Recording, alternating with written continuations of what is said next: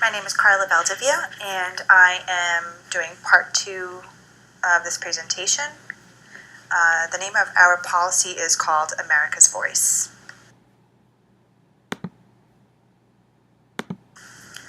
So really quickly, I just want to touch on what a sanctuary city is. There is no one definition for a sanctuary city. Essentially, it is when city officials decide that they are not going to comply to the immigration enforcement. And one of the ways that ICE gets help from cities is through ICE WAS, which is also called an immigration detainer. And the way it works is ICE uses an initiative called the Secure Communities Program, which I believe has been around since the Bush administration. And the way it works is that a police officer detains a person. They're not necessarily found on any criminal charges. They could be detained for minor infractions. They bring them into the jail, they fingerprint them, and those fingerprints go over to ICE. And then ICE, if they find probable cause, will request from the police officers in the jail to be notified when the person is about to be released. And then additionally, it asks that they hold that person for an additional 48 hours. Even if that person has posted bail, even if that person is not charged for anything, they are just requesting, can that person remain for an additional 48 hours while our ICE agents head over there, question the person, and deport them. In this way, ICE is more effective in enforcing immigration and deporting people than they are themselves on the ground. That is why they need local law enforcement on their side. Now, this is problematic. This is essentially the link between the local police and the U.S. Immigration Customs Enforcement. This is how police officers become an arm for ICE. And the reason why this is problematic is because police officers already have a lot on their plates. They are charged with protecting the communities from crimes, and now they are being asked to also act as federal immigration agents and do their job.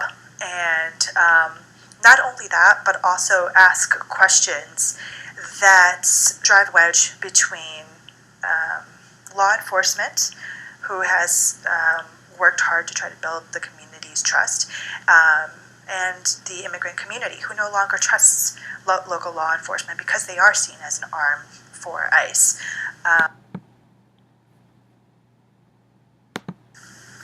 Our proposed policy, again, it's called America's Voice, and it has 3 parts. The first part is a shield of protection for Texas local and state law enforcement who choose not to adhere to ICE detainers.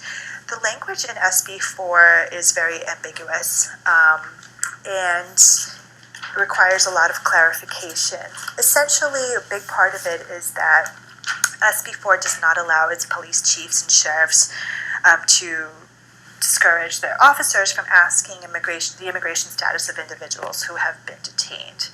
And there are punitive measures against police chiefs or sheriffs who discourage their officers from cooperating with ICE. They will be taken off their posts, they could face criminal charges, they could face fines. There is no language in SB 4 specifically targeted to officers, but in our policy we are providing a shield of protection for police chiefs and officers.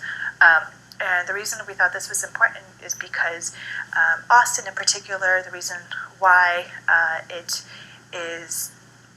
there was a push for it to be a sanctuary city was because it is a very progressive city. Most of the members of the community don't feel that law enforcement should be intertwined with immigration enforcement. Even police officers on the ground also feel this way. There was a study in Houston that showed that there was a significant drop in reportings from the Hispanic community on local crimes. Austin did a similar study, and they saw that there's also a decrease in reporting from Hispanic communities. And this is a problem also because Austin is growing, and with its growth is also a lot more crime.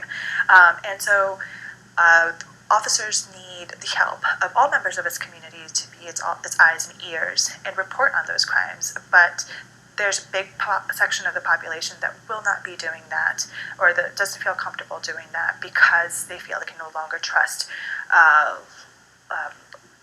police, because they see them as now an extension of ICE. And so there are officers that would rather not comply with these requests, and our policy offers protection to those officers.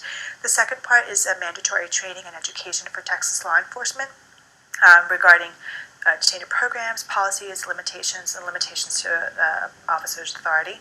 The third part is barring coercive, punitive, and criminal charges against people that speak out against SB 4.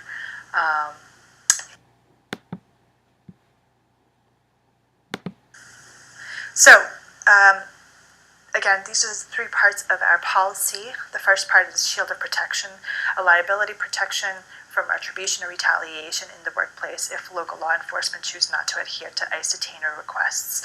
So a police officer will not face criminal charges, fines. They will not be dismissed because they choose not to adhere to ICE detainer requests. The mandatory training and education, that is to clarify what the immigration detainer policies are. And a big part of that is to clarify that adherence to these ICE detainer requests is strictly voluntary.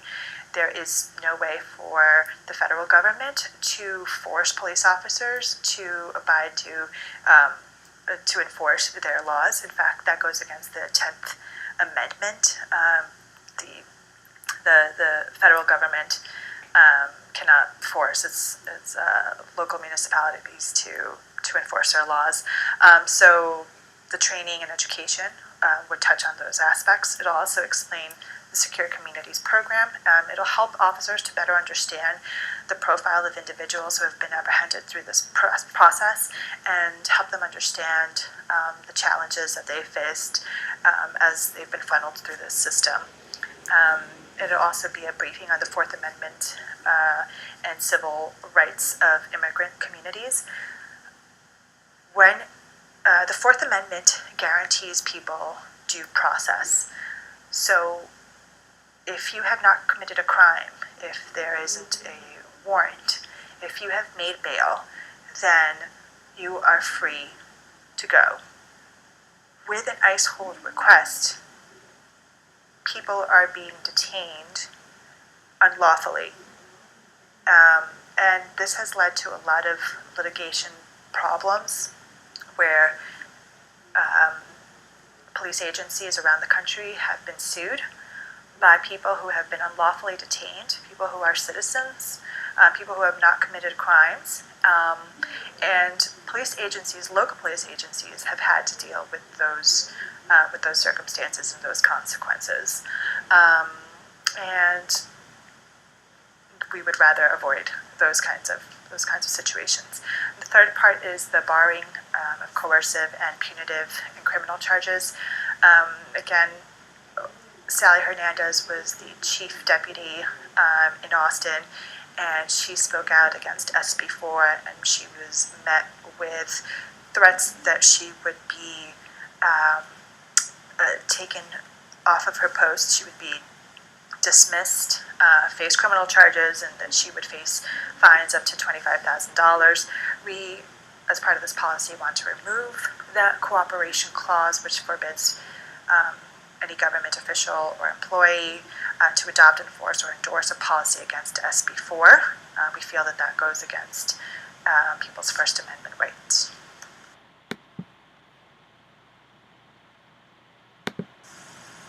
Our policy aims to target local law enforcement and the immigrant community in Austin.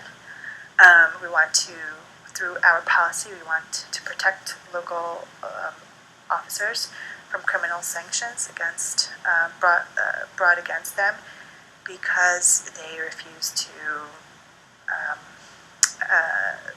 comply with ICE in any way.